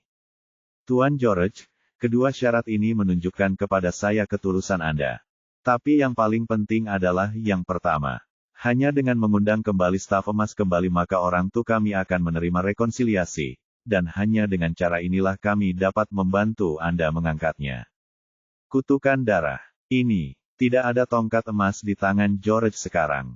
Jika ada, dia akan mengembalikannya tanpa ragu-ragu. Masa depannya seperti ini. Staf emas tidak lagi ada di keluarga Lawrence. Petik 2. Ye Bufan menceritakan kisahnya dari awal hingga akhir, dan akhirnya berkata, kami akan segera berangkat untuk mendapatkan staf emas dari Grand Canyon of Death. Kembalilah dan kembalikan ke suku Tumu. Masa depan terdiam sejenak, lalu berkata, Saudara Ye, aku percaya padamu, tapi aku juga ingin pergi bersamamu dan mengambil kembali tempat suci suku Tu kami. Objek. Oke, Ye Bufan langsung setuju, dan keluarga Lawrence tentu saja tidak akan keberatan. Setelah kedua pihak sepakat, George memanggil Kapten Penjaga Nowitzki, bagaimana persiapannya? Kembali ke pemilik, semuanya sudah siap. Keempat kendaraan off-road tersebut merupakan kendaraan modifikasi khusus dengan desain anti-peluru. Dan lintas kemampuan negaranya super kuat. Persiapan materialnya juga sangat memadai, cukup untuk 15 orang bertahan hidup di alam liar selama sebulan. George mengangguk puas, kali ini kita akan pergi ke Grand Canyon of Death, yang sangat berbahaya. Bagaimana tenaga, senjata, dan peralatan dipersiapkan? Seperti ini, selain memimpin tim secara pribadi, ada juga 10 anggota penjaga keluarga terpilih, yang budidayanya telah mencapai tingkat kesempurnaan agung tingkat bumi. Selain itu, mereka juga dilengkapi dengan berbagai senjata, selama mereka tidak menghadapi musuh besar. Pasukan skala besar kita semua mampu berperang, dan kita pasti bisa melindungi keselamatan wanita tertua. Bicara soal kekuatan timnya, Nowitzki tampak bangga. Bab 1288 Kegagalan Pemosisian. George mengangguk puas, Anda akan bertanggung jawab atas misi ini. Tidak ada kesalahan yang bisa dilakukan. Dia masih sangat puas dengan Kapten Penjaga. Nowitzki juga menepuk dadanya dan berkata, Tuan, jangan khawatir, saya pasti akan melindungi keselamatan wanita tertua. George berkata, tidak hanya wanita tertua, tetapi juga Dr. Ye dan Nona masa depan, kita harus melindungi mereka. Tidak ada sehelai rambut pun yang hilang. Petik 2. Apakah mereka akan pergi juga? Nowitzki tidak mengetahui isi spesifik dari misi ini. Dia hanya tahu bahwa wanita tertua akan pergi ke Grand Canyon of Death untuk melakukan sesuatu yang sangat penting, tapi dia tidak menyangka. Bawalah seorang dokter dan seorang gadis kecil bersamamu.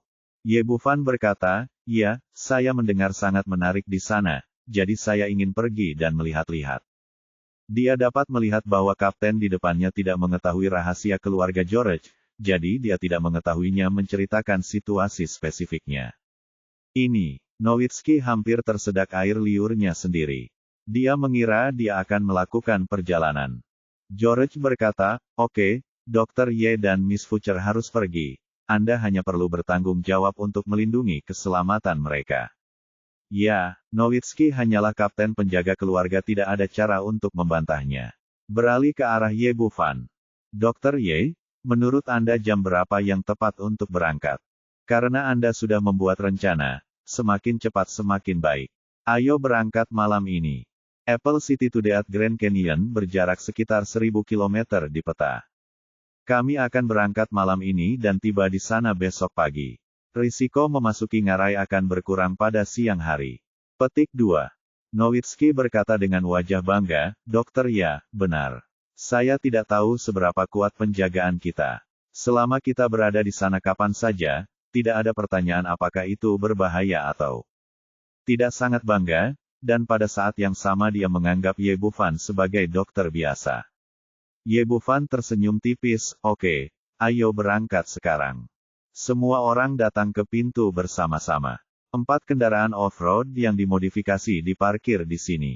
Meskipun terlihat agak biasa, mereka memiliki performa yang sangat kuat, kemampuan bertahan, dan off-road kemampuan. Sangat mampu. Ye Bufan, Fei Li, dan 3 orang berikutnya naik kendaraan off-road pertama yang dikemudikan oleh Nowitzki. 10 anggota tim yang tersisa menaiki 3 kendaraan off-road di belakang mereka, dan semua orang meninggalkan kastil bersama-sama dan berkendara menuju Grand Canyon of Death. Setelah berangkat, Ye Bufan menelepon Lu Bengxia. "Bab ini belum selesai, silakan balik halamannya." Dan memberitahunya bahwa dia harus meninggalkan Apple City untuk sesuatu yang penting dan akan kembali dalam beberapa hari. Kemudian dia menelepon Cao Xinghua dan menyerahkan urusan delegasi pengobatan Tiongkok kepada mereka. Matahari terbenam segera setelah berangkat. Nowitzki dan para pengawalnya adalah orang-orang kuat dan tidak peduli mengemudi di malam hari. Kendaraan off-road mereka yang dimodifikasi memiliki performa yang bertenaga, tetapi kecepatan mereka rata-rata. Mereka berkendara sepanjang malam dan tiba di sebuah kota di sebelah Grand Canyon of Death keesokan paginya. Semua orang sarapan di sini, beristirahat sejenak, dan mengisi kembali bahan bakar serta perbekalan lainnya sebelum menuju Grand Canyon of Death. Setelah sekitar 70 atau 80 mil, jalan tersebut menghilang, dan setelah 20 atau 30 mil berikutnya, semua orang akhirnya sampai di tepi Grand Canyon of Death. Karena reputasinya yang jahat, tempat ini benar-benar kosong, dan tidak ada jejak siapapun untuk waktu yang lama. Belum lagi jalan raya, tidak ada jalan sama sekali. Untung saja performa keempat kendaraan off-road ini sangat bertenaga, sehingga mereka tidak mempedulikannya dan hanya melaju ke depan. Siang harinya, rombongan mereka akhirnya sampai di pintu masuk Grand Canyon of Death. Grand Canyon ini memiliki panjang sekitar 60 km dan lebar 30 km, memiliki wilayah yang sangat luas, namun hanya ada satu pintu masuk. Tempat lain penuh dengan tebing, namun di sini jalannya relatif datar dan lebih mudah diakses. Di samping persimpangan berdiri sebuah tablet batu bertuliskan, "Bahaya dan dilarang masuk," ditulis dalam bahasa Inggris besar berwarna merah.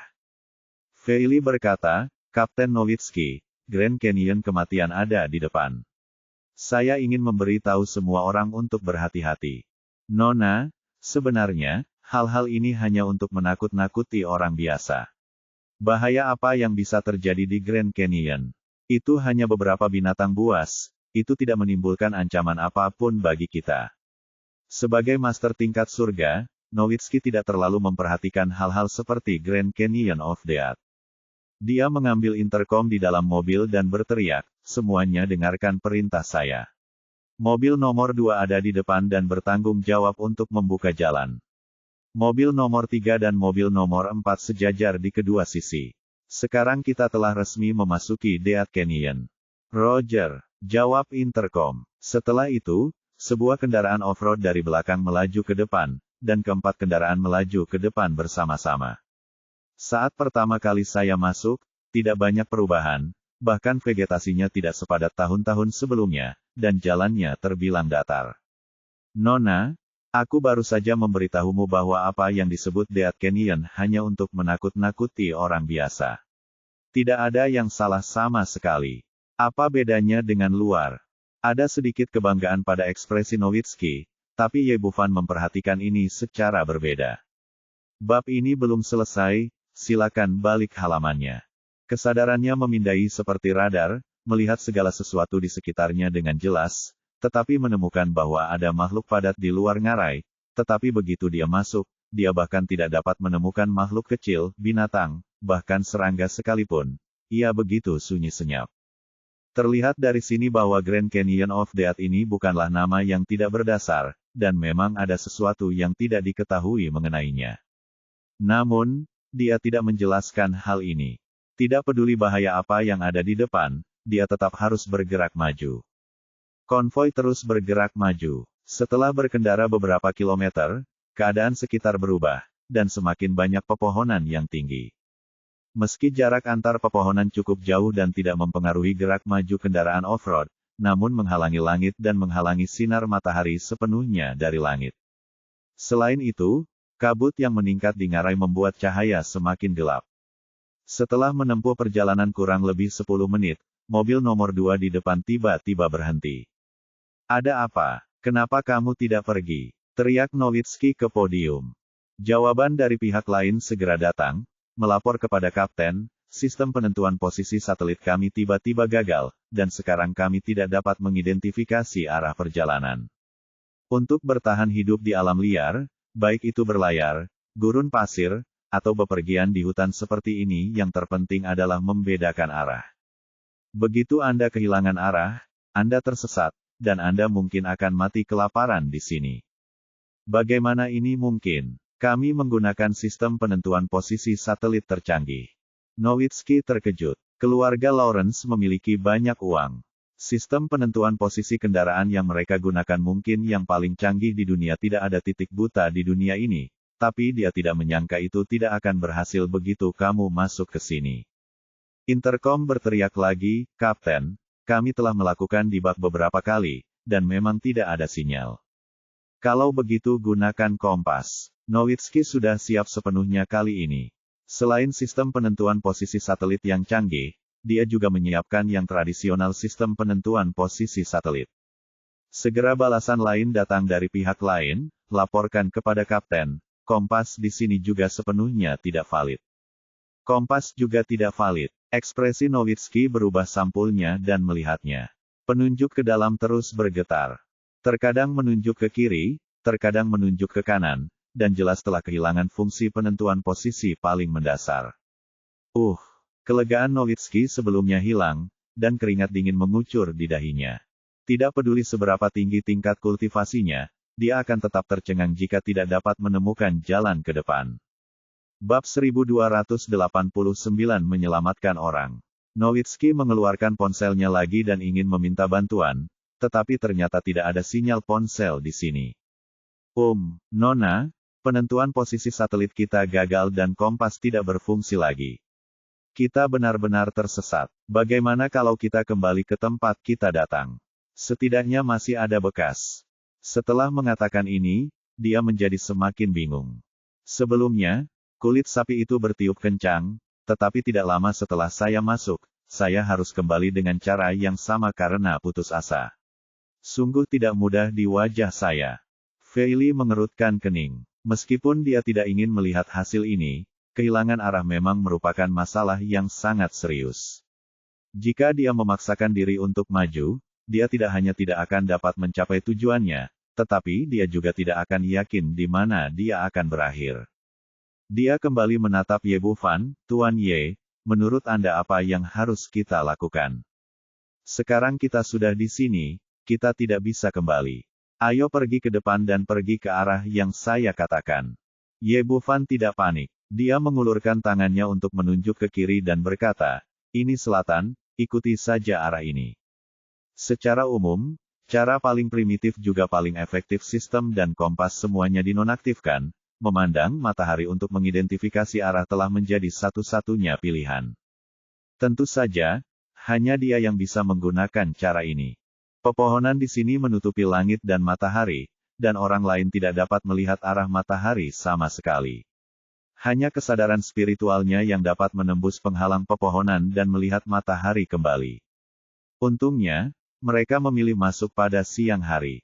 Jika pada malam hari, mungkin akan terjadi masalah. Bukankah ini oke? Kamu bilang ini selatan. Apa dasarnya?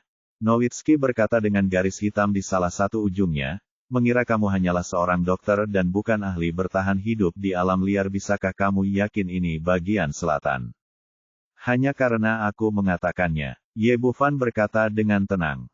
Hal semacam ini tidak bisa dijelaskan sama sekali, dan tidak perlu dijelaskan. Bahkan sistem penentuan posisi satelit dan kompas pun tidak mudah digunakan. Bagaimana kamu bisa mengetahui arahnya? Kamu pikir kamu ini siapa? Apakah kamu matahari? Nowitzki awalnya tidak menyukai Ye Bufan tanpa alasan lain. Dia merasa bahwa dokter muda seperti itu sama sekali tidak layak mendapat kesopanan yang tinggi dari keluarga Lawrence. Baik kepala keluarga, George, maupun putri tertua, Feili, sangat menghormati orang ini. Keutamaan dan kemampuan apa yang dimiliki seorang dokter cilik? Jika Anda hanya mengikuti tim dengan jujur, maka Anda harus berdiri dan menuding. Memikirkan hal ini, dia berkata kepada Feili lagi, Nona, Anda tidak boleh mendengarkan dia. Jika kita tersesat di sini, kita akan benar-benar dikutuk. Nowitzki, apakah Anda tulus kepada Dr. Ye? Kasar. Sebelum dia selesai berbicara, wajah Feili segera menjadi gelap dan memotongnya. Ingat kata-kataku, kamu akan memperlakukan dokter dengan lebih hormat daripada aku dan ayahku di masa depan. Kata-kata Dr. Ye adalah perintah, kamu hanya perlu mengikutinya. Nowitzki merasa sedih katakan. Karena wanita tertua marah, dia hanya bisa melakukan apa yang diperintahkan. Jika tidak berhasil, dia akan memikirkan solusinya nanti. Memikirkan hal ini, dia mengemudikan mobilnya ke depan untuk menggantikan mobil nomor 2. Lalu bergerak ke arah yang diarahkan oleh Ye Bufan. Keempat mobil itu terus melaju. Tidak ada titik acuan untuk mengemudi di sini. Mereka bergerak maju sepenuhnya berdasarkan intuisi. Mengemudi di Grand Canyon ratusan kali lebih sulit daripada di luar. Meskipun semua kendaraan ini merupakan kendaraan off-road yang dimodifikasi, namun tetap tidak terlalu cepat dan bahkan lebih lambat daripada berjalan kaki. Nowitzki menjadi marah saat mengemudi. Dia tidak percaya bahwa arah yang ditunjukkan oleh Ye Bufan itu benar. Dia diam-diam berharap untuk kembali ke titik awal dan melihat di mana wajah orang ini ketika saatnya tiba. Namun hasilnya mengecewakannya. Tim berjalan sangat lancar tanpa ada kelainan. Setelah berjalan lebih dari 1 jam, sebuah ruang terbuka muncul di depan kami, dan semua orang akhirnya melihat kembali cerahnya sinar matahari di langit. Nowitzki segera turun dari mobil dan menilai arah berdasarkan matahari. Ia menemukan bahwa apa yang dikatakan Ye Bufan memang benar. Aneh sekali. Bagaimana anak itu tahu itu? Dia merasa curiga. Bahkan sistem penentuan posisi satelit tidak berfungsi. Dia tidak dapat menemukan alasannya meskipun dia berusaha keras, dan pada akhirnya dia hanya dapat dianggap bingung. Setelah berhenti sejenak, semua orang terus bergerak maju. Setelah berjalan sekitar 2 jam, mereka tiba-tiba menunjuk ke depan dan berteriak, lihat, sepertinya ada seseorang di sana. Bagaimana bisa ada orang di tempat orang buang air besar? Melihat ke arah jarinya, sekitar 5 atau 600 meter jauhnya, saya melihat sesosok tubuh tergeletak di tanah, tampak seperti wanita dari kejauhan. Feili berkata, Dr. Ye, ayo kita ke sana dan melihat. Sepertinya dia pingsan. Oke. Titik petik 2. Setelah mendekat, saya menemukan bahwa ini memang seorang wanita, berbaring telungkup di tanah, mengenakan pakaian luar ruangan, dan di bagian belakang tertulis kata, ujian sains, dalam bahasa Inggris. Sepertinya mereka adalah tim ekspedisi ilmiah di sini. Grand Canyon of Death terkenal. Meski orang awam tidak berani masuk, masih ada beberapa tim ekspedisi ilmiah berani yang menjelajah ke sini setiap tahun untuk melakukan inspeksi wanita. Seharusnya situasi ini. Setelah memastikan tidak ada bahaya, Feili melangkah maju dan memeluk wanita itu. Semua orang melihat penampilan wanita itu dengan jelas dan menemukan bahwa dia adalah seorang wanita cantik berambut pirang dan berkulit putih. Meskipun dia mengenakan seragam ujian ilmiah yang besar, dia tetap tidak bisa menyembunyikan sosok cantiknya. Tapi sekarang bibirnya terlihat pecah-pecah dan wajahnya terlihat sangat jelek. Dia terlihat seperti koma di sini selama beberapa waktu. Nowitzki berkata, Nona, berdasarkan pengalaman saya, dia tersesat di sini, kekurangan makanan, dan pingsan karena kelaparan. Dia bisa segera pulih selama dia diberi makanan dan air. Feili mengabaikannya keterampilan medis Ye Bufan lebih. Dia berbalik dan berkata, Dokter Ye, tolong lihat dia. Ye Bufan berjalan mendekat dan memeriksa denyut nadi wanita itu. Seiring waktu berlalu, dia perlahan mengerutkan kening, menunjukkan ekspresi berpikir. Bagaimana, Dokter Ye? Apakah dia serius? Feili bertanya dengan gugup. Bahkan terakhir kali dia merawat ayahnya George, Ye Bufan hanya memeriksa denyut nadinya dan tidak menganggapnya seserius sekarang. Tidak apa-apa, aku hanya pingsan karena kelaparan yang berlebihan, kata Ye Bufan dan menarik tangannya kembali. Saat ini, Nowitzki kebetulan mengambil makanan dan air dari mobil, dia mengerutkan bibir dan berkata, saya sudah melihatnya sejak lama, dan saya masih berpura-pura memeriksa denyut nadi saya untuk waktu yang lama. Dia membuka botol. Air itu dituangkan ke wanita itu, dan tak lama kemudian wanita itu perlahan membuka matanya. Di mana ini? Apa aku sudah mati? Tidak, kamu baik-baik saja. Kami menyelamatkanmu. Kamu hanya lapar sekarang. Makan saja sesuatu, kata Nowitzki sambil meletakkan beberapa permen yang dapat dengan cepat menambah energi di depan wanita itu. Wanita itu tampak sangat lapar. Dia mengambil makanan itu dan memakannya dengan lapar, sambil sesekali meneguk air. Segera dia memakan semua yang dibawakan Nowitzki. Dia merasa jauh lebih energi dan wajahnya kembali berkilau. Wanita saat ini tampak menjadi orang yang berbeda dari sekarang. Dia tampak berseri-seri, menawan, dan sangat cantik. Bab 1290 Saya memiliki kekuatan khusus. Nowitzki dan 10 anggota tim lainnya berdiri di dekatnya. Setelah melihat keanggunan wanita ini, mereka tercengang. Meskipun Feili cantik, dia adalah majikan mereka, jadi mereka tidak berani berpikir salah. Tapi wanita di depannya berbeda. Seorang wanita dalam kesulitan diselamatkan olehnya, yang dengan mudah membuat orang memikirkannya. Apalagi Nowitzki yang selama ini menyendiri, tiba-tiba hatinya terasa panas setelah melihat kecantikan menawan tersebut. Terima kasih telah menyelamatkanku. Wanita itu tersenyum cerah pada semua orang yang hadir, terlihat semakin cantik. Tidak apa-apa, ini yang harus kita lakukan. Nowitzki berkata lebih dulu. Nona cantik, apa yang terjadi? Dan dia berkata dengan lemah, saya adalah anggota tim ekspedisi ilmiah, dan tim kami disebut tim ekspedisi ilmiah yang bijaksana. Saya sudah lama mendengar bahwa Grand Canyon of Death sangatlah misterius. Di bawah kepemimpinan ketua tim. Kami datang ke sini setengah bulan yang lalu, ingin mengungkap rahasia di sini. Tetapi kami tersesat sebelum dapat menemukan apapun. Sistem penentuan posisi gagal dan kompas tidak berfungsi. Kami tidak bisa keluar setelah berjalan lama untuk makanan, saya bertemu dengan binatang buas lagi. Semua teman saya mati, dan hanya saya yang tersisa yang melarikan diri di sini. Wanita itu menjadi semakin sedih pada akhirnya, mengangkat bahunya, tersedak dan menangis. Wanita cantik baik-baik saja. Sekarang dia telah bertemu kita, sisanya tinggal sejarah. Wanita itu mengangguk, terima kasih. Nama saya Sofia. Saya akan berterima kasih banyak ketika saya kembali. Petik 2. Sebagai seorang wanita, Feili semakin bersimpati dengan pengalaman Sofia. Petik 2. Berapa banyak orang di tim ekspedisi ilmiah Anda? Apakah semua orang mati? Petik 2. Ya, total kita ada 10. Yang lain telah dimakan binatang buas, dan hanya aku yang tersisa. Pemimpin kelompok dan yang lainnya lah yang mencoba yang terbaik untuk melindungi saya dan melarikan diri. Sofia berkata dengan marah, tempat sialan ini aneh sekali. Apa yang kamu lakukan di sini?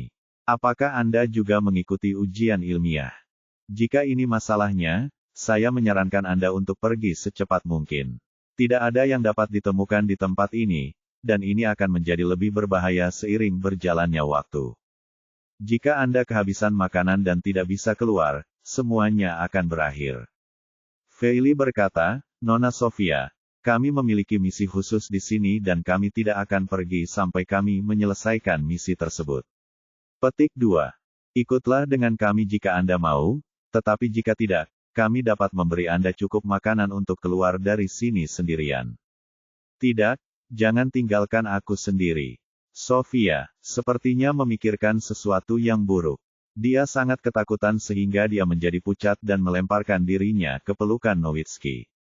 Aku ingin bersamamu. Aku tidak ingin sendirian di sini. Nowitzki menepuk dadanya yang kokoh dan bersumpah, jangan khawatir, aku akan melindungimu. Petik 2. Ye Bufan telah memperhatikan wanita itu dengan tenang dari samping tanpa mengucapkan sepatah kata pun.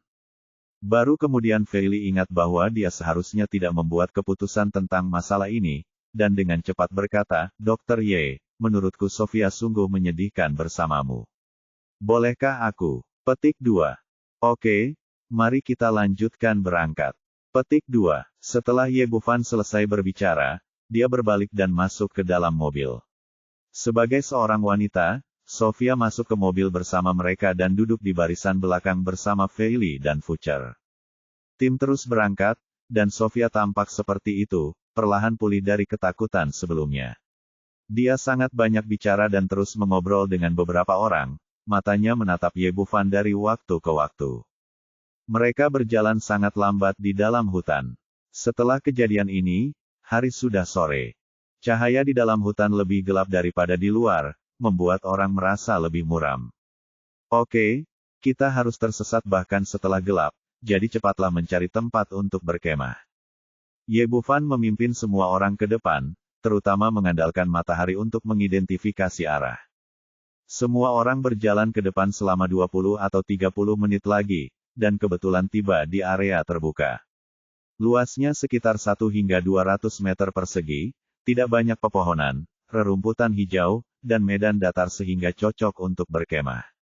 Setelah semua orang berhenti, Nowitzki terlebih dahulu memimpin 10 anak buahnya meratakan sebidang tanah di tengah lapangan, kemudian menyusun 4 mobil secara melingkar dan menyalakan api unggun di tengahnya. Oke, semua orang bisa berpiknik dengan gembira. Setelah itu, dia mengeluarkan makanan yang telah disiapkan sebelumnya dari mobil, termasuk ayam panggang, ham, roti lapis, dan bir. Semua orang mengobrol sambil makan dan minum, dan Nowitzki serta 10 anggota pengawal lainnya terlihat sangat bersemangat jika Sofia bergabung dengan mereka. Masa depan duduk di sebelah Ye Bufan, memegang sepotong roti di tangannya dan makan dengan tenang. Meski kesepakatan telah tercapai dengan keluarga Lawrence, bayangan di hatinya tidak bisa dihilangkan dalam waktu singkat. Sofia memiliki kepribadian yang sangat lincah dan sering mendentingkan gelas dengan orang lain.